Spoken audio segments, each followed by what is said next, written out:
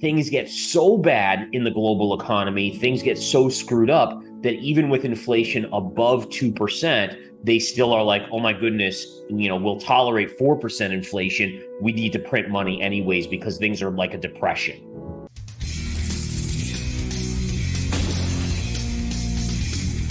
In today's video, Chief Market Strategist of InTheMoneyStocks.com Gareth Soloway tells us all about his latest analysis of the charts as well as his predictions and price targets for Bitcoin. According to Soloway, Bitcoin may face a lot of uncertainties in the near term as a result of the ongoing global economic declines, and we can still possibly see the Bitcoin price drop to 12K even lower, before putting it at a bottom.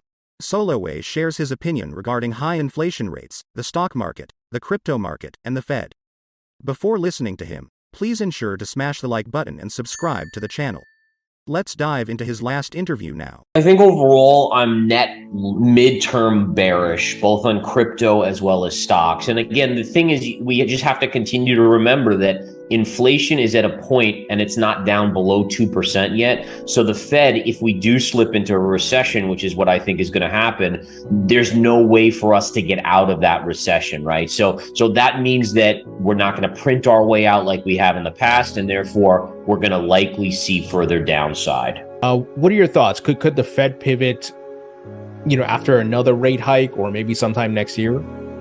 Yeah, so I do think the Fed, so the key thing is going to be like, what is the pivot? So I do think the Fed is going to pivot soon, but I think it's important to understand that a pivot is just a kind of a climbing the mountain to coming down the mountainside, right? So we've had 3 rate hikes of 75 basis points in a row. So a pivot could even be early November, just 50 basis points. And then after that, it's 25. And then we could go to 0 rate hikes. But that still means the interest rate is going to be right around 4% on the Fed funds rate, right? So the idea here is that I think that at some point they will not hike anymore, but I don't see them looking to decrease those rates for at least probably a year until one of two things happens. One, it could be that we see the inflation rate get below 2% so that then they feel confident in lowering rates again. Or two, things get so bad in the global economy, things get so screwed up that even with inflation above 2%, they still are like, oh my goodness, we'll tolerate 4% inflation. We need to print money anyways because things are like a depression. If the markets see that the Fed is turning dovish, not necessarily pausing or reversing anything, but they're like slowing it down, they're hitting the brakes, could we see a rally? Yeah, absolutely. So I think just for instance, the last couple days until today in the stock market, I think Monday and Tuesday of this week, we saw the biggest stock market 2-day move in since 1930 or something. I mean, it was a remarkably epic move, close to 6% on the S&P 500 in just 2 days. So that was the market. Basically, we got a very poor ISM number early in the week. We got the UN saying, hey, listen, we need to calm things down in central bank land. Don't hike as much. I mean, so there's a lot of this, and we know obviously Bank of England kind of pivoted already last week. And so I think the market was sniffing out that type of scenario. Today, we got a little bit of a stronger private sector jobs number. And that again kind of makes people think, wait a minute, maybe they won't. So there's this battle going on where you're absolutely right. If the Fed does pivot, it's going to be a relief. Everyone's going to say, thank goodness we're on the downslope now. But again, it's hard to know exactly when that will happen. I do think it could be as early as November, though. Midterms are coming up, so could that, dovetail with the midterms? It definitely could. I'm kind of in the camp of a 50 basis point in November, which I think the market is looking for. The market's looking for anything different than 75 at this point. Yeah. So I do think that's the case. I don't necessarily think it will revolve around politics as much as just the fact that, the Fed has done 375 basis points in a row. Unless they're trying to push us into depression, they need to start toning it down a little bit and then wait a few months to see how's the economy doing. Because, again, we all know that interest rate hikes, historically, it takes about 3 to 6 months to filter into the economy. So you could argue that we've just started to see that first 75 basis point in the economy, but we haven't seen the other 275 basis points yet. And I think the Fed could be looked at as being very reckless here and almost reactionary in an emotional way, versus maybe being more measured and saying, let's wait and see how things come out in a few months. And then if we have to hike 75 again in 3 or 6 months, we do it, but don't overdo it and push us into a depression.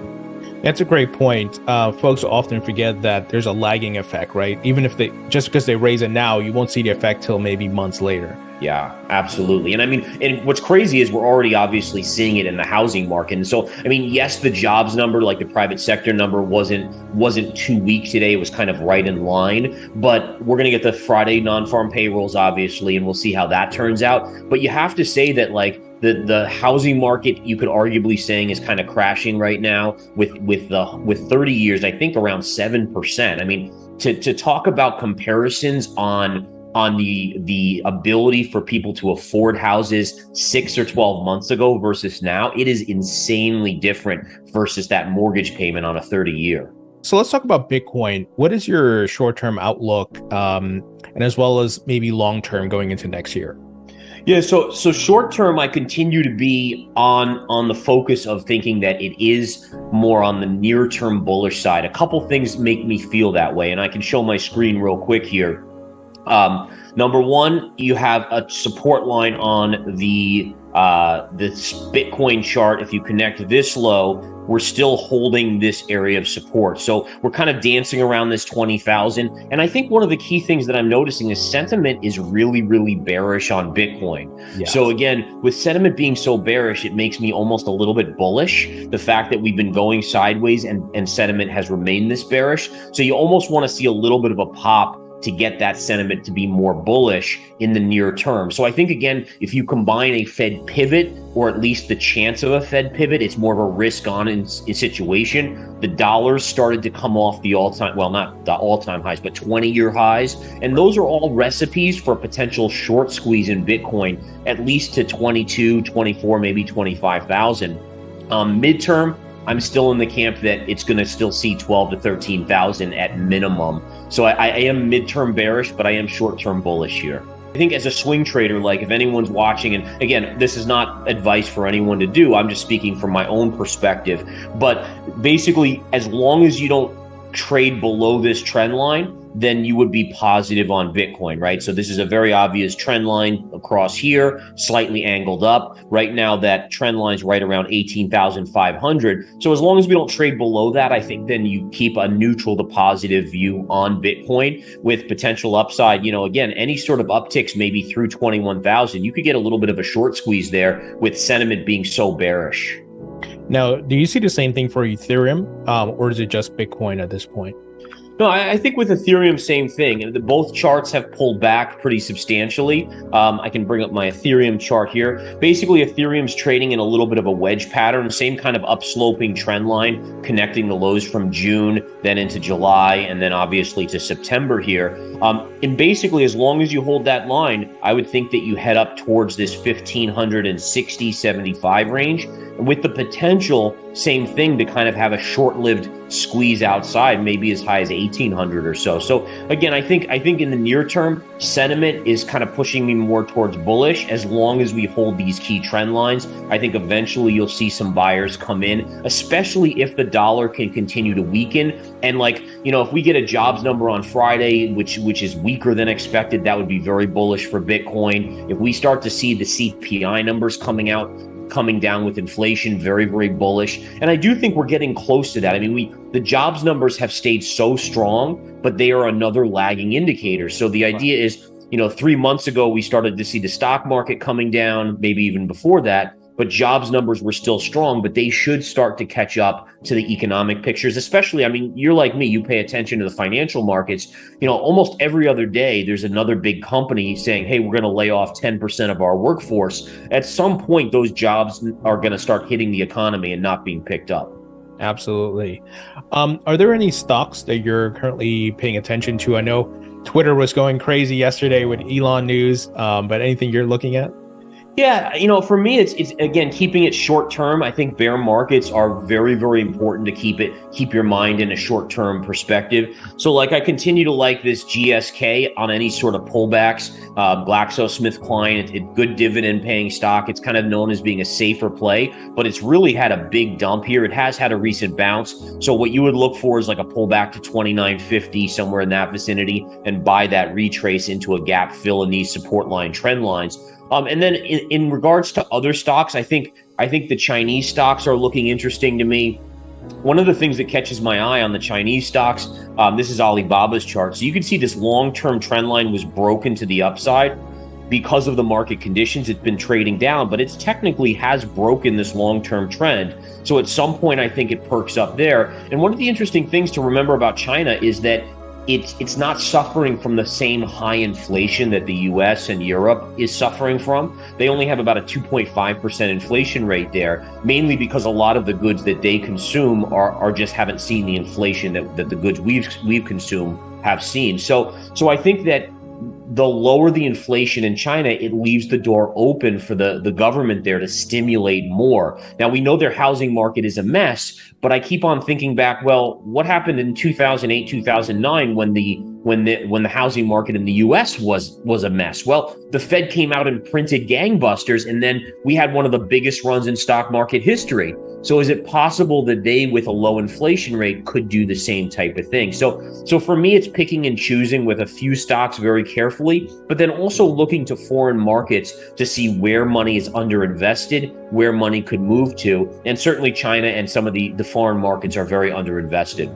Obviously, people, there are risks involved, right? Government crackdowns. Now, the stocks have been discounted significantly due to that, but I would always recommend like best of breed. Don't go picking a tiny microcap China play. You stick with like the Alibabas, the Baidus, or you can just do the K-Web, which is kind of an ETF that tracks a bunch of those plays. But stick with best of breed and obviously monitor share size. Don't go too heavy on anything in China.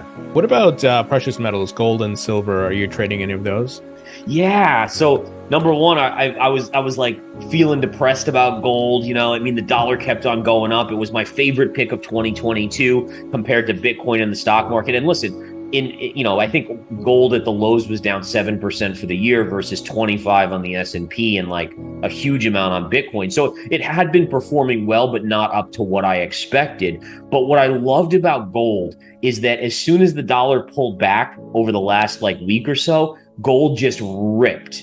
And again, one of the things I like to tell people is that you've had the dollar go up something like 18% this year from the start of the year to the highs, and gold only fell 7%. In a normal world where everything's equal, gold should have fallen 18%. So the fact that it only fell 7 tells me that it's likely that big money is accumulating. And I think when you saw the dollar pull back here, the mega jump in gold also signals that. So I continue to be really bullish on gold. I want to show this chart here because this is a big level to watch. But take a look at this long-term trend line. This is going back to the highs from 2022 March when we hit that 2070-ish area. And look at what we're testing here. So you haven't broken out on gold, but you're really close, and it is testing that level. And if you're able to trade through this, then I think you have a very big potential within 6 months to be retesting these highs. So I continue to be really bullish on gold. Every angle I look at it makes sense. It's a safer play in a bear market. The dollar at some point I do think starts to get weaker again. So all of those type of things makes me feel good about investing in gold. I would expect, so for me, at least with Bitcoin, I think you put in a bottom around mid-year of 2023, maybe in the second half. I think this bear market's going to be a longer bear market than what we're used to because all the previous bear markets, you always had Fed printing money, right? So it kind of probably accelerated us getting out of that bear market. Here, we don't have that unless they started, obviously, again, which is hard to imagine, like we said, if inflation remains above 2%, which I think it will at least through 2023. But again, there will be a pivot point where Bitcoin gets to a level where people start to sniff out that if the economy gets so bad, the Fed will have to start lowering rates. And I think that's where you get that next big bull market to start. And so I think, again, mid 2023, late 2023 is probably the key for Bitcoin.